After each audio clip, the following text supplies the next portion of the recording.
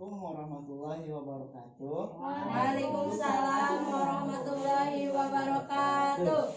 Baik ibu bapak, kakak-kakak dan adik-adikku, di sini saya akan menjelaskan mengenai manajemen aset dan liabilitas pada bank syariah. Sebelumnya saya akan menjelaskan apa itu aset dan liabilitas. Aset adalah kepemilikan yang dimiliki oleh bank syariah, sedangkan liabilitas adalah hutang atau kewajiban yang harus diberikan kepada nasabahnya. Nah, di sini ada latar belakang dari manajemen aset dan liabilitas pada bank syariah. Pada neraca keuangan bank syariah, dana masyarakat yang berhasil dihimpun berupa dana pihak ketiga atau sering disingkat dengan DPK pada umumnya. Oleh bank dicatat pada sisi pasifa dalam bentuk liabilitas. Dana pihak ketiga kemudian akan disalurkan pada investasi dalam bentuk berbagai aset. Jadi, dana yang diterima oleh bank syariah itu merupakan hutang atau kewajiban yang harus dibayar. Setelah itu dia akan menginvestasikan kepada mudorib dalam atau sebagai aset seperti itu. Nah, di sini ada pengertiannya sendiri. Manajemen aset dan liabilitas adalah suatu pengelolaan neraca keuangan perbankan berupa pengelolaan sumber pengelolaan dana masyarakat berbentuk dana pihak ketiga dan pengelolaan investasi ke dalam bentuk aset untuk mengoptimumkan struktur neraca bank guna memperoleh maksimalisasi laba sekaligus pengelolaan risiko-risiko yang mungkin terjadi.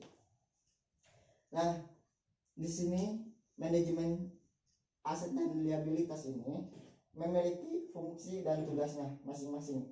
Pertama, fungsi dari manajemen aset dan liabilitas yaitu mengkoordinasikan portofolio aset liabilitas bank dalam jangka memaksimalkan profit bagi bank dan hasil yang dibagikan kepada para pemegang saham.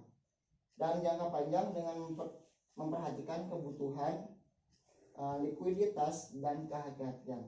Sedangkan untuk tugas dari manajemen aset dan liabilitas bank syariah pada umumnya itu ada 4. Pertama, memaksimumkan laba. Kedua, meminimumkan risiko. Ketiga, menjamin tersedianya likuiditas yang cukup. Dan terakhir, menjalankan strategi penentuan harga baik dalam bidang funding dan financing. Nah, lalu di sini ada risiko-risiko yang dihadapi oleh bank syariah. Pertama ada risiko pembiayaan, kedua risiko karakter atau karakteris, ketiga ada risiko pasar, dan terakhir ada risiko operasional. Nah, di sini risiko pembiayaan. Apa sih itu risiko pembiayaan? Nah, risiko pembiayaan ini timbul akibat adanya kegagalan bayar yang dialami oleh nasabah dalam memenuhi kewajibannya. Lalu di sini ada risiko karakter atau karakteris, yaitu risiko yang timbul akibat karakter buruk mudorib. Nah, yang ketiga di sini ada risiko pasar.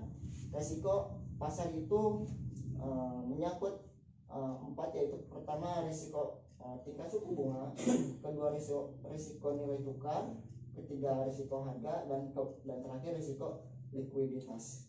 Serta di sini ada risiko operasional. Nah, risiko operasional ini yaitu risiko yang timbul akibat ketidakcukupan atau ketidakberfungsinya proses internal, human error, kegagalan sistem, atau adanya permasalahan eksternal.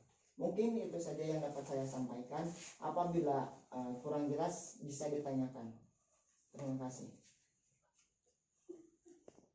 Baik, mungkin itu saja materi yang dapat saya sampaikan. Semoga semuanya bermanfaat. Sekian, terima kasih. Billahi taufiq wal hidayah. Wassalamualaikum warahmatullahi wabarakatuh. Waalaikumsalam warahmatullahi wabarakatuh.